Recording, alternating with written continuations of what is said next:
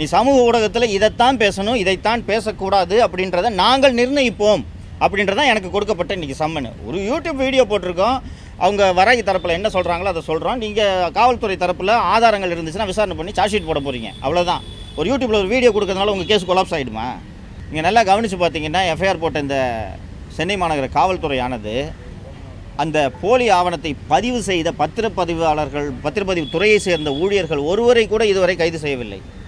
ஆனால் அந்த வழக்கில் வேறு ஒருவர் கைது செஞ்சுட்டு அவர்கிட்டேருந்து ஒப்புதல் வாக்குமூலம் வாங்குறாங்க. எனக்கு வராகியை தெரியும், வராகி சொன்னதுனால தான் அந்த டாக்குமெண்ட்டை ஃபேக் டாக்குமெண்ட்டை ரெடி பண்ணேன் அப்படின்ட்டு. இப்படி ஒரு குற்றவாளியிடமிருந்து ஒப்புதல் வாக்குமூலம் மூலமாக யாரையாவது ஒருவரை கைது செய்யலாம் என்றால் யாரை வேண்டுமானாலும் காவல்துறை நினைத்தால் கைது செய்ய முடியும். இந்த வழக்கு பார்த்திங்கன்னா சென்னை மாவட்ட பதிவாளர் எங்ககிட்ட வந்து ஃபேக் டாக்குமெண்ட் ஒன்று பதிவு பண்ணிட்டாங்கன்னு சொல்லிட்டு கொடுக்குறாங்க. அதற்கும் வராய்க்கும் சம்மந்தம் இருக்க வாய்ப்பே கிடையாது. ஆனால் அந்த வழக்கில் கைது செய்யப்பட்ட குற்றவாளியை பிடித்து அவர்கிட்ட ஒரு ஒப்புதல் வாக்குமூலத்தை வாங்கி கைது செய்திருக்கிறார்கள். இந்த அக்யூஸ்டோட கன்ஃபெஷன் மூலமாக யாராவது அரெஸ்ட் பண்ணுறதுன்னா யாரை வேண்டுமானாலும் சேர்க்கலாம். ஆம்ஸ்டாங் கொலை பற்றி கூட தான் 200 வீடியோ இருக்குது. எத்தனை பேர் சார் நீங்கள் அழைத்தீர்கள் என்று கேட்டால் அவர் அதுக்கு ஒருவரையும் அழைக்கவில்லை என்று கூறுகிறார்.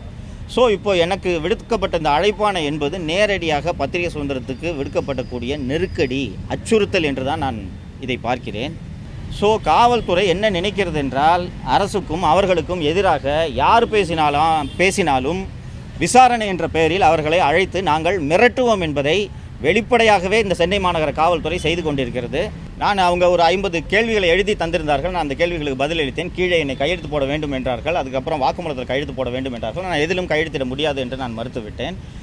161 ஸ்டேட்மெண்ட் தானே, நீங்கள் என்ன வேணாலும் எழுதிங்க, நான் எந்த ஸ்டேட்மெண்ட்லையும் கையெழுத்து போட மாட்டேன் என்று மறுத்துவிட்டேன். இவர்கள் அழைத்து நீ என்ன பேசக்கூடாதுன்னு சொன்னதுக்காக நான் பேசுறதெல்லாம் நிறுத்த மாட்டேன்.